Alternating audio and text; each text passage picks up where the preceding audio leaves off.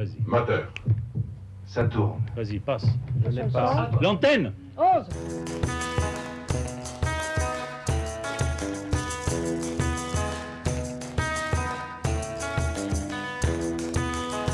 Si vous utilisez Twitter, vous avez forcément déjà vu, lu ou même écrit des threads. Si vous n'utilisez pas Twitter, vous vous demandez peut-être de quoi je parle. Un thread, du mot anglais signifiant fil, est une forme d'utilisation de Twitter qui consiste à raconter une histoire ou parler d'un thème via plein de tweets qui se suivent. Un peu comme un ami qui vous enverrait plein de petits textos pour vous raconter quelque chose, plutôt qu'un seul qui résume tout.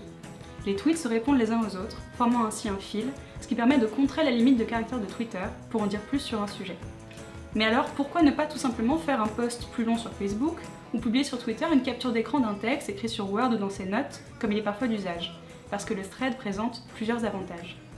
D'abord, même s'il permet de contourner la limite de caractère de Twitter, chacun des tweets du thread doit rester court et concis. Dans un thread, un tweet égale une idée, un argument ou un exemple, ce qui le rend beaucoup plus clair et droit au but qu'un post Facebook. Le thread se prête aussi parfaitement aux listes à thème. Bonnes actions écologiques, citations autour d'un sujet, les possibilités sont infinies. Et le thread rend également beaucoup plus simple l'intégration de photos, de vidéos, de gifs ou de sondages dans son raisonnement que dans un seul post. La forme a donc un effet sur le fond et le rend plus clair, concis et argumenté. Un autre avantage du thread est qu'il se consomme beaucoup plus facilement qu'un post Facebook ou un billet de blog.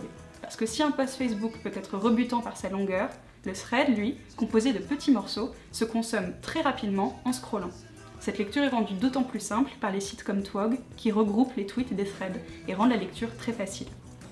Enfin, le thread permet une interactivité accrue avec les internautes. On peut réagir par commentaire à un post Facebook, mais le post est publié une fois l'écriture finie, alors que le thread, lui, publié pas à pas, suscite des réactions avant même d'être terminé. Dès le premier tweet, qui généralement annonce le thème du thread, les internautes peuvent réagir, interpeller l'auteur, lui demander des précisions, lui poser des questions auxquelles il va répondre dans le thread.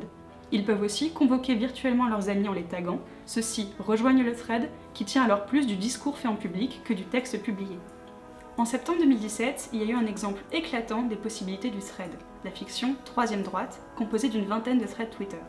L'auteur François Descraques a pleinement utilisé toutes les possibilités de Twitter, en intégrant dans son histoire des photos, des vidéos, des enregistrements sonores, ce qui rendait l'histoire très réaliste et très interactive.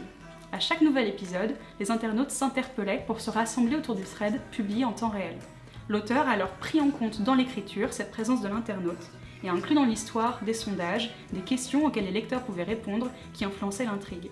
C'est une fiction qui a été pensée pour être un thread et qui est indissociable de ce format. La preuve, c'est que lorsqu'elle a été publiée sous forme de livre, on voit que l'auteur a tenu à garder le format d'une histoire composée de petits morceaux. Bref, si les gros blocs de texte vous donnent du fil à retordre, filez donc sur Twitter. Humoristique, informatif, engagé ou créatif, il y a des threads pour tout le monde. Même s'il manque encore un thread crucial, celui des 57 bonnes raisons de lire le feuillage. Au revoir.